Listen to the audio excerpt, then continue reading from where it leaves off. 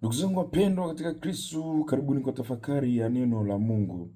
Neno la Bwana katika somo la kwanza, Mfalme Daudi anaonyesha ushangao mkubwa mbele ya Mwenyezi Mungu kwamba amekwezwa mbele ya watu na yeye anashangaa kwamba imekuwaje? Mbona nimetukuzwa na kukwezwa kiasi hiki?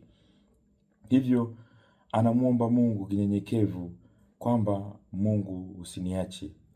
Anaomba Mungu asimwache bali azidi kumbariki na kutimiza ili aweze kutimiza ahadi zake mbele yake, na kama Mungu alivyomwahidia Mungu aweze kutimiza ahadi zake mbele ya Mungu.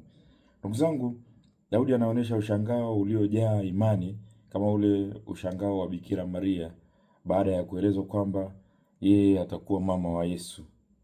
Ushangao wa mama ulikuwa ni ushangao wa imani. Ushangao wa namna hii ni ushangao wa watu waliojaa imani, watu wenye kujitambua, wenye kujua historia yao, wenye kutambua uwepo wa nguvu yenye kuwasaidia na kuwawezesha kufikia walipofikia sasa. Yeyote mwenye tabia namna hii, ndugu zangu, hufanikiwa sana, kwani kamwe hawaachi kuyalinda mafanikio yao kwa njia ya sala na kutoa shukrani kwa wale waliowawezesha kufikia hapo walipo. Ni wengi sana ambao wakishapandishwa juu huwa wanakuwa na dharau na hata wakati mwingine hata hawasali, lakini wanaojitambua wenye ushangao wa imani huwa wanawashukuru sana wale ambao wamewasaidia na wanaishia daima kumtukuza Mungu na kuona kwamba hawastahili, ni Mungu ndiye aliyewastahilisha. Ndugu zangu, sisi tusiache kutambua uwezo wa Mungu ndani ya maisha yetu. Kila tunapotendewa jambo, tuoneshe ushangao wenye kukiri ukuu wa Mwenyezi Mungu. Tuoneshe ushangao wenye kuonesha imani, wenye kuonesha kwamba tunajitambua hali yetu ya udogo tulioanza nayo. Wengi wetu tumekosa imani kwa sababu hatujali.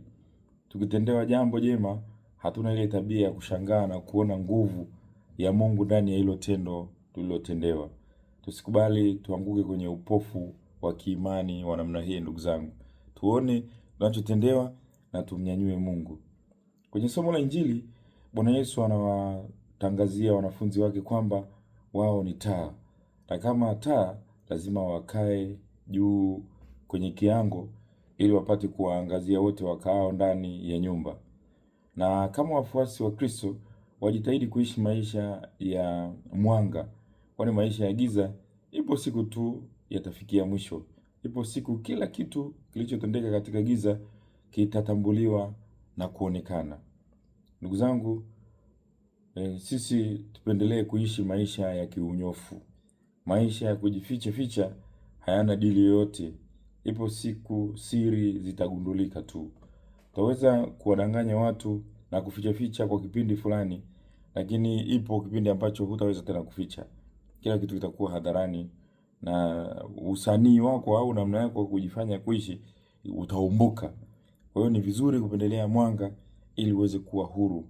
Tupendelee maisha ya unyofu na kweli. Haya ndiyo yatakayo tuweka huru, tuweze kumtumikia Mungu kwa uchaji na kwa neema kabisa. Nakutakia siku njema. Mwenyezi Mungu akubariki na kukulinda, Baba na Mwana na Roho Mtakatifu.